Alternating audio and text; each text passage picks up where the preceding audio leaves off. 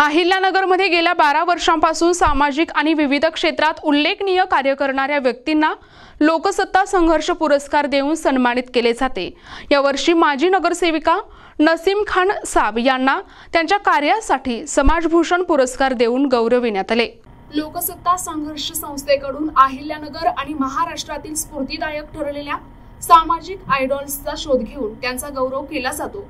या वर्षीचा 2025चा पुरस्कार सोहळा रविवारी माऊली संकुल या ठिकाणी पार पडला। या सोहळ्यात महाराष्ट्र सहकारी फेडरेशनचे संदीप माळी, आधार मल्टीस्टेटचे संस्थापक अध्यक्ष ॲडव्होकेट सुनील सौंदरमल आणि दैनिक नगरी दवंडीचे संपादक राम नळकांडे, दैनिक मराठवाडा केसरीचे संपादक अशोक झोटे यांच्यासह इतर मान्यवरांच्या हस्ते हा पुरस्कार देण्यात आला।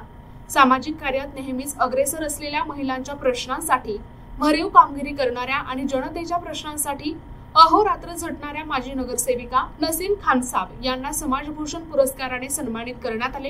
यावेळी नसीम खान साब यांनी लोकसत्ता संघर्षाचे आभार मानले आणि भविष्यात देखील समाजासाठी प्रेरणादायी काम करत राहण्याचे आश्वासन दिले। आज 13 सप्टेंबर रोजी माऊली संकुलन येथे लोकसत्ता संघर्ष 2025 यांच्या वतीने समाजभूषण पुरस्कार आम्ही जे समाजामध्ये काम करणारे महिला आहे, जे समाजासाठी लढणारे झगडणारे गोरगरीब महिलांसाठी काम करणारे आहे, ह्या कामाचा आज आम्हाला सत्कार सोहळा आम्हाला मान सन्मान देण्यात आलेला आहे।